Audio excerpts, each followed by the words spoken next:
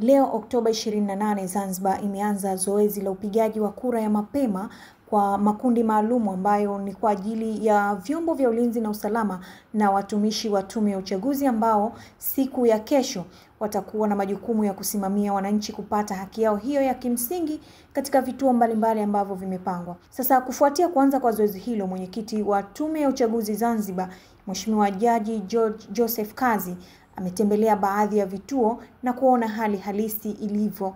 Amesema hadi sasa zoezi hilo limeendelea vizuri kwa utulivu mkubwa, huku akibainisha kuwa hatua hiyo imelenga kutoa fursa kwa makundi hayo maalumu kutekeleza majukumu yao siku ya uchaguzi mkuu bila ya vikwazo vyovyote. Aidha, Mheshimiwa mwenyekiti wa tume hiyo amesema ameridhishwa na mwitikio wa wapiga kura katika vituo vyote vilivyoteuliwa na hadi sasa hakuna changamoto yoyote ambayo imeripotiwa. Hata hivyo, amewataka wapiga kura wote walioorodheshwa kushiriki kikamilifu katika uchaguzi mkuu unaotarajiwa kufanyika hapo kesho kuhakikisha wanadumisha amani na utulivu pamoja na kufuata sheria zote za uchaguzi. Tumeanza zoezi vizuri.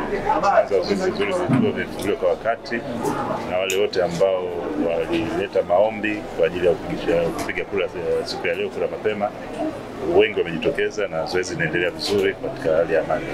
Sheria inaelekeza kwamba katika upigaji wa kura mapema tume inatakiwa iweke orodha ya wale wote wanaopiga kura ya mapema. Lakini katika ile kura sasa ile ya pamoja ndio unaweka daftari. Sasa kwa leo yule ambaye yuko kwenye orodha anakuwa moja kwa moja yuko kwenye daftari katika ile eneo ambalo anatakiwa apige kura. Kwa hiyo anapofika pale akishatoa kitambulisho chake anaangalia kwenye daftari ambao mawakala wote wanalo ile daftari. Na baadhi ya vituo ambavyo nimetembelea mpaka muda huu tumekuta hata na wagombea. Tumekutana na baadhi ya wagombea wa ACT na wengine wa vyama vingine wakiwa wanaangalia ile zoezi. Walikuwa na concerns zao ambao tumekaa tukazungumza, ni concerns za kawaida tu, lakini kila kitu kinaenda vizuri. Zoezi saa 1 mpaka saa 10 ndio tutakuwa. Kama atashindwa kupiga kura leo, kesho bado anayo nafasi kama atapata nafasi hiyo, kwa sababu inategemea na kazi zake.